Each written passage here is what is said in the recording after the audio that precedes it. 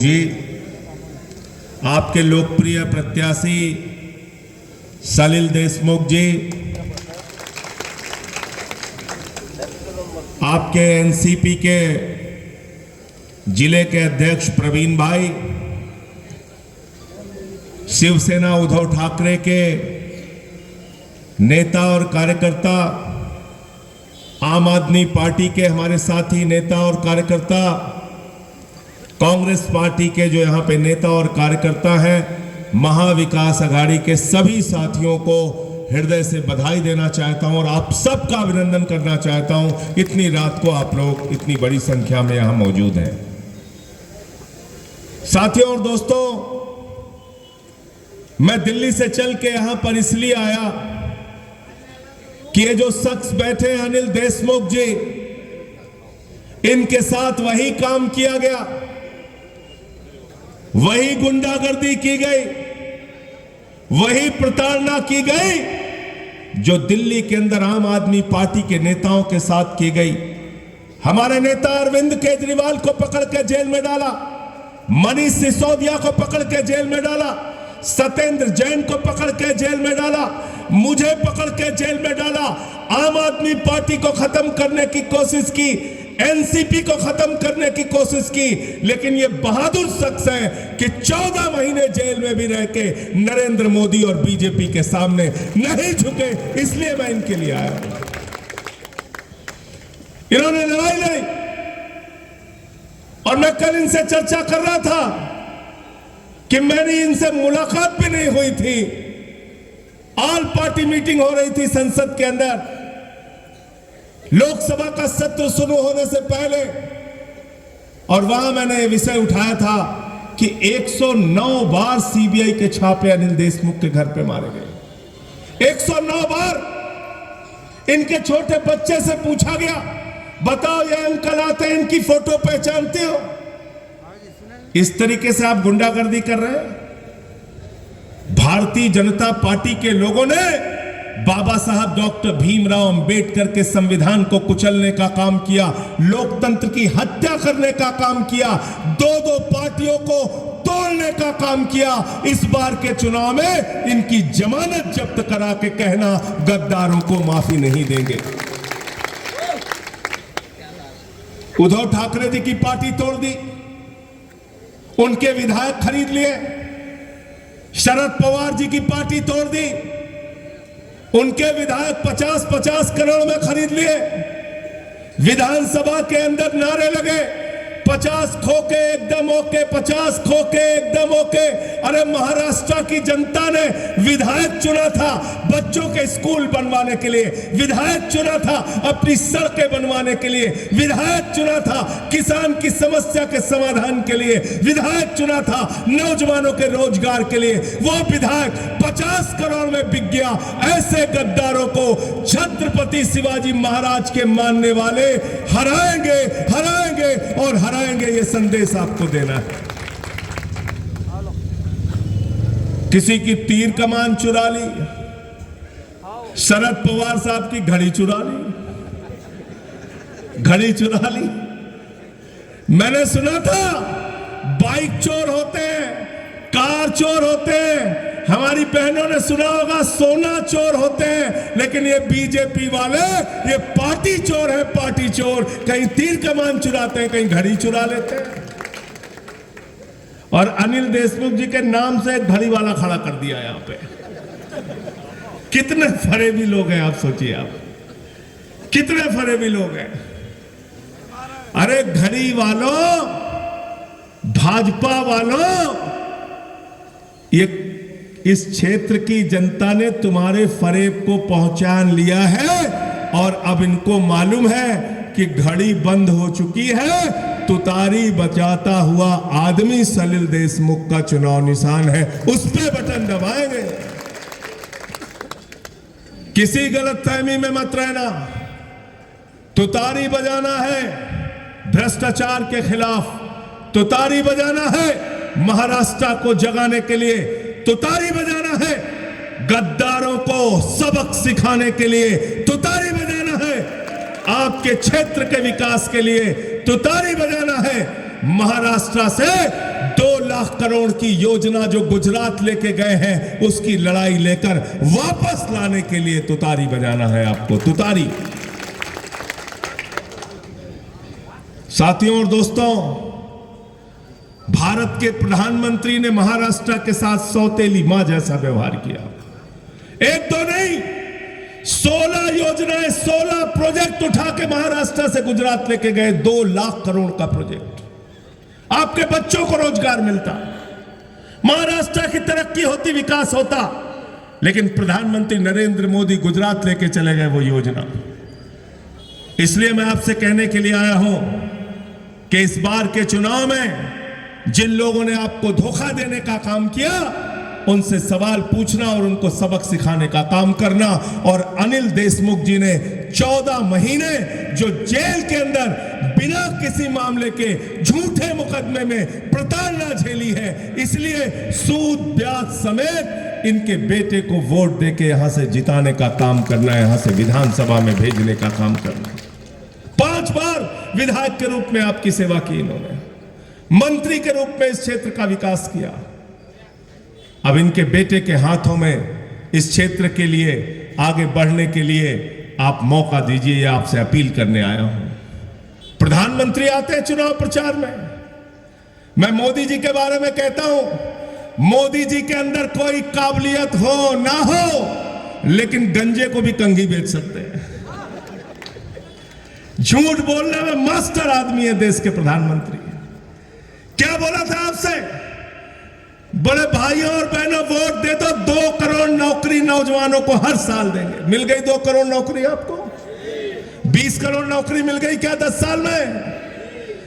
फिर बोले वोट दे दो, इतना काला धन लाएंगे, हवाई जहाज में भर के लाएंगे, बैलगाड़ी से लाएंगे, ट्रैक्टर से लाएंगे, रिक्शे पे लाद के लाएंगे, इतना काला धन लाएंगे कि हर आदमी के खाते में कितना जमा हो जाएगा?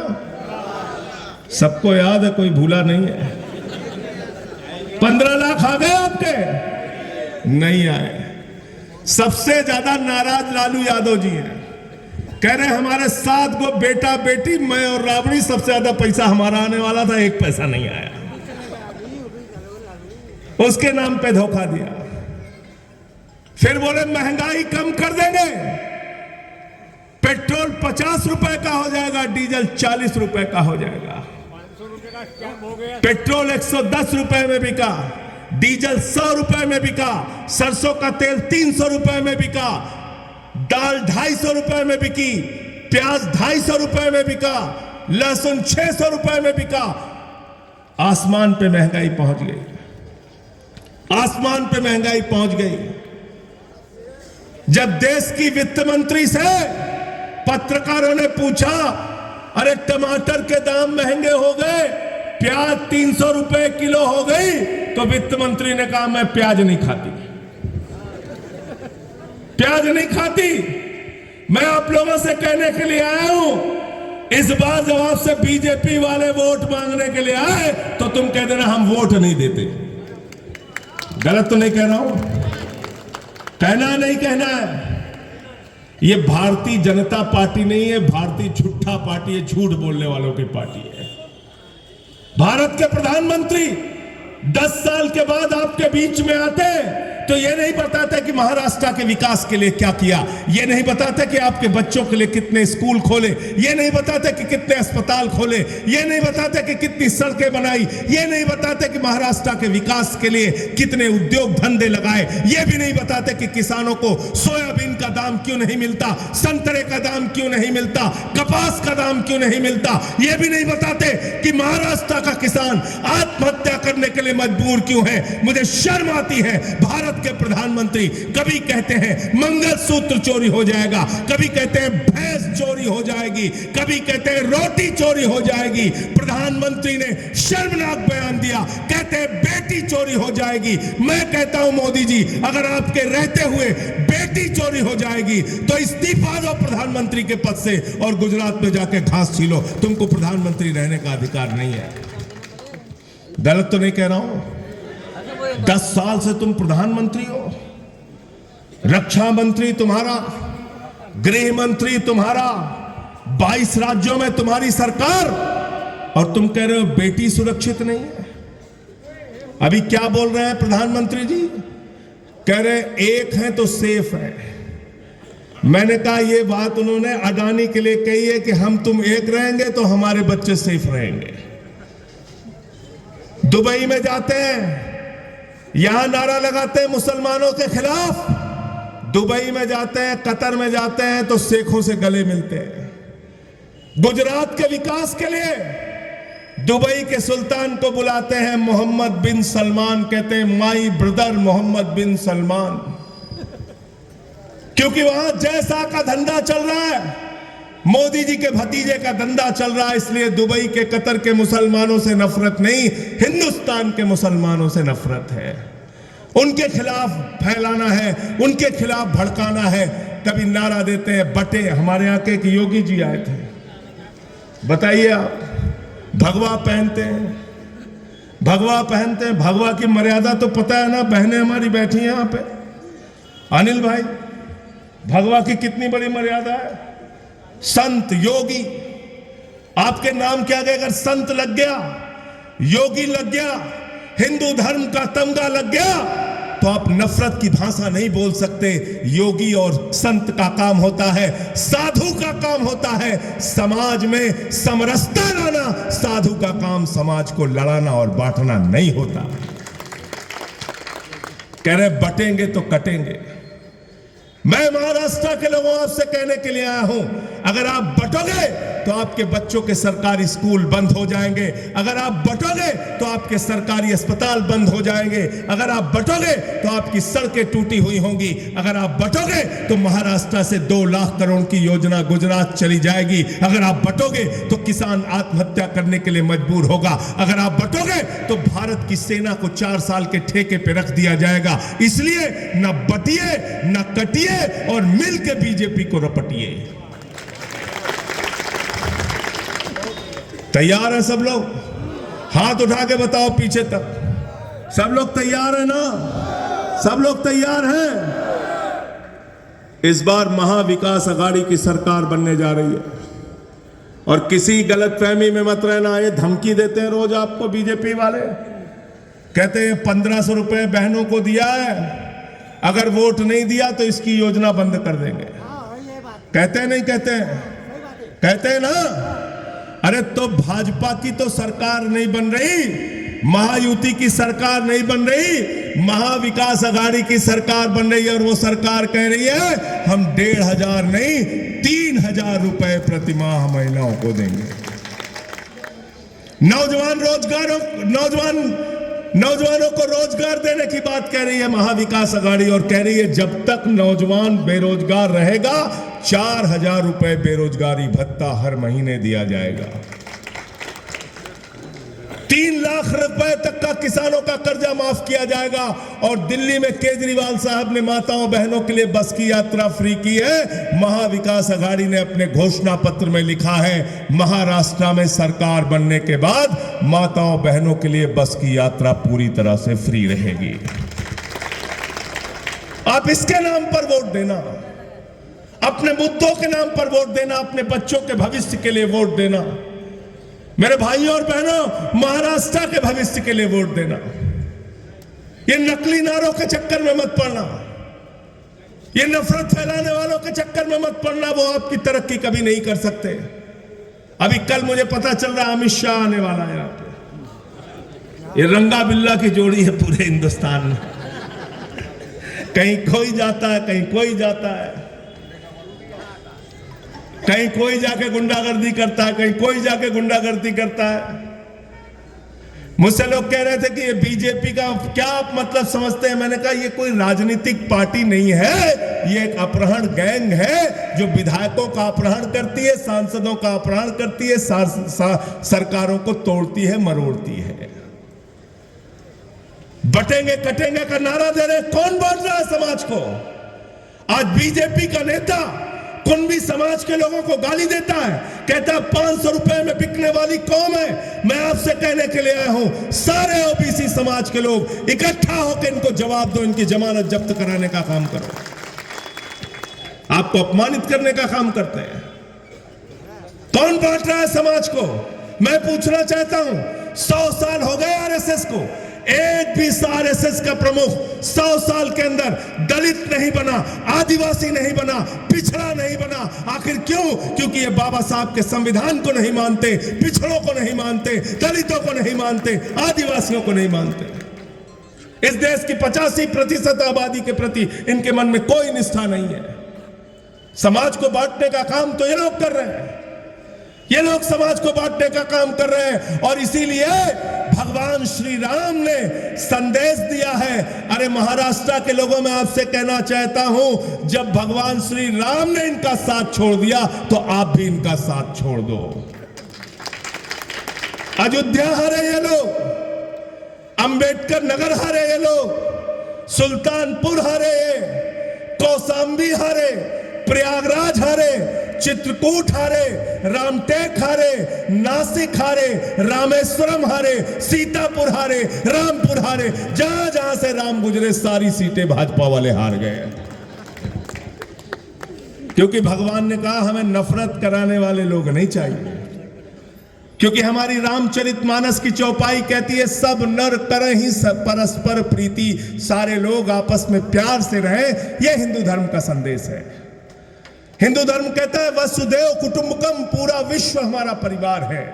हिंदू धर्म कहता है सारी पूजा खत्म करने के बाद हम प्रभु से प्रार्थना कहते हैं धर्म की जय हो, अधर्म का नाश हो, प्राणियों में सद्भावना हो, विश्व का कल्याण हो। जो हिंदू धर्म विश्व के कल्याण की कल्पना करता है, सद्भावना की कल्पना करता है, उस हिंदू धर्म के नाम पर अगर नरेंद्र मोदी दुर्भावना फैला रहे हैं, योगी दुर्भावना फैला रहे हैं, शिंदे और देवेंद्र फडणवीस दुर्भावना फैला रहे हैं, तो उनसे कह देना तुम हिंदू धर्म को नहीं मानते। हिंदू धर्म तो सच्चा वो है जो सद्भावना की बात करे, आपस में मिलाने की बात करे, विश्व के कल्याण की बात करे, वो है हिंदू धर्म। अभी चुनाव आया है तो मैंने सुना अमित शाह जी ने कहा कि हम बांग्लादेशी घुसपैठियों को भगाएंगे।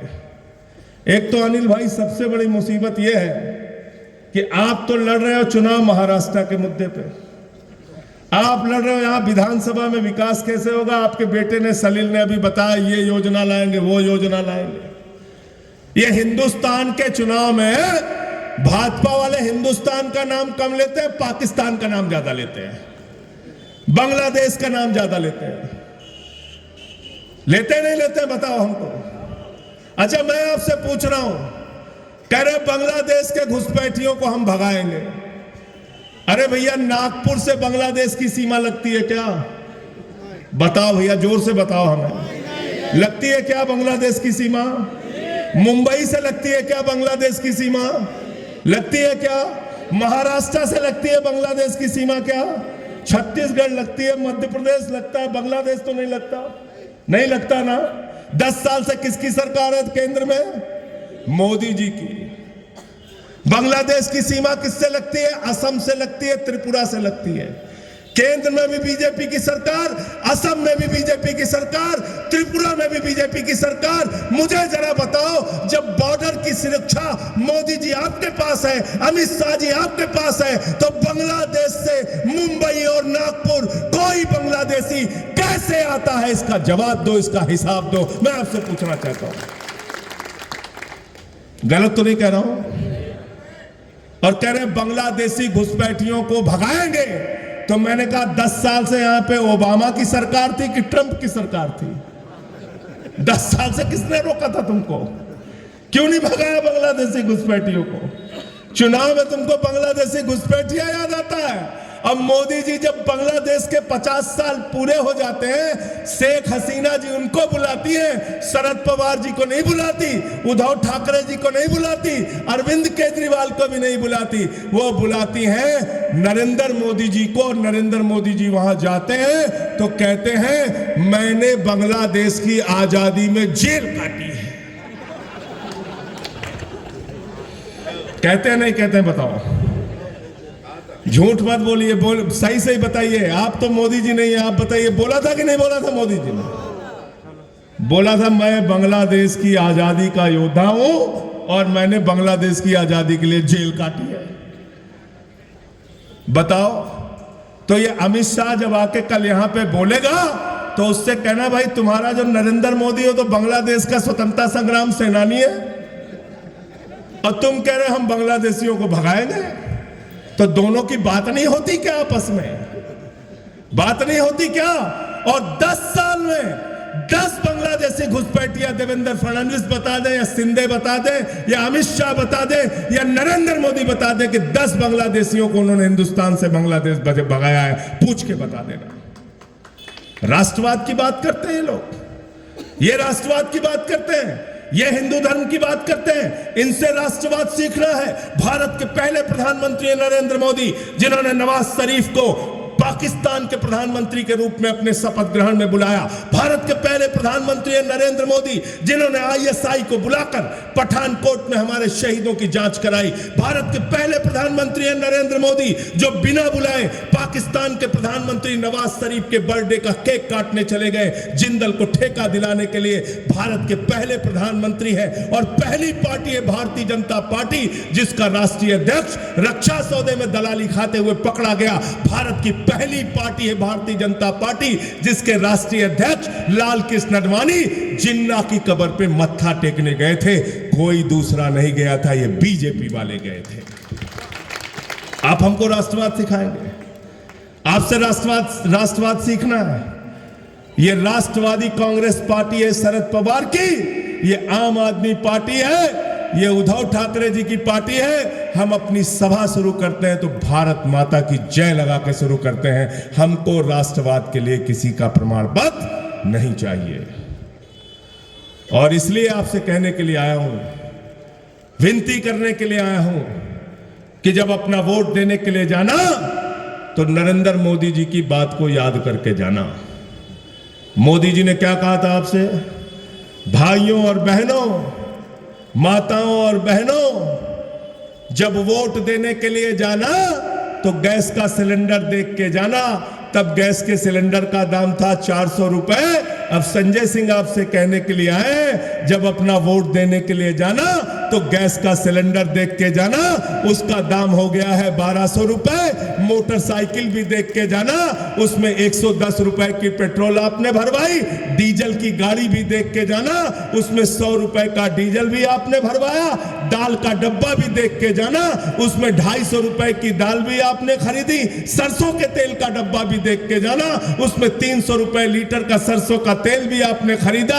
याद करके जाना अपने बेरोजगार बच्चों के चेहरों को, याद करके जाना किसानों की आत्महत्या को, याद करके जाना आपके नेता अनिल देशमुख को 14 महीने जेल के अंदर रखा गया, इनके बच्चों को परेशान किया गया, इनके परिवार को परेशान किया गया। अगर ये सब कुछ आपको याद रहेगा कि बाबा साहब के संविधान को तार तार करके 2 पार्टियों को तोड़ने का काम किया गया, अगर ये सब कुछ आपको याद रहेगा तो महाविकास आघाड़ी याद रहेगी, उनका चुनाव निशान तुतारी याद रहेगा, सलिल देशमुख याद रहेगा और यहां से उनको विजय बनाना याद रहेगा।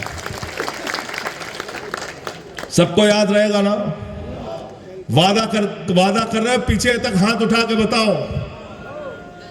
23 तारीख को रिजल्ट निकलेगा अनिल भाई, 23 तारीख को ना, 23 तारीख को रिजल्ट आएगा और जो यहां पे जीत का जश्न होगा, उस जीत के जश्न में शामिल होने के लिए मैं भी दिल्ली से आपके बीच में आऊंगा। बुलाओगे ना हमको? पक्का बुलाओगे?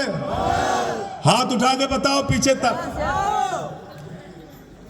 इसलिए आपसे कहने के लिए आया हूं कि ये मौका जाने मत देना। सूद ब्याज समेत हिसाब लेना। जिन लोगों ने आपको अपमानित किया, और यहां के कैंडिडेट के बारे में बीजेपी का जो है उसके गुंडागर्दी की गाथा मराठी भाषा में हमारे भाई अनिल देशमुख जी बता रहे थे, तो मैं उनकी बात को बहुत ध्यान से सुन रहा था। जो आदमी अभी विधायक नहीं बना, मंत्री नहीं बना, सांसद नहीं बना, किसी पद पे नहीं पहुंचा और इतनी गुंडागर्दी कर रहा है, तो जरा कल्पना करो कल को अगर गलती से वो आदमी जीत गया तो क्या हालत करेगा। इसलिए उसकी जमानत जब्त कराने का काम आपको करना है। उसकी गुंडागर्दी का जवाब आपको वोट की ताकत से देने का काम करना है। साथियों और दोस्तों, अंत में इन्हीं लाइनों के साथ कि ये अमन बिक रहा है, चमन बिक रहा है, गरीबों के तन का कफन बिक रहा है, बाजारों में बहनों का तन बिक रहा है। यारो बुरा न मानो तो कह दूं, इन बेईमानों के हाथों वतन बिक रहा है, इन बेईमानों के हाथों वतन बिक रहा है। इस वतन का सौदा करने वाले लोगों से आपको बदला लेना है अपने वोट की ताकत से।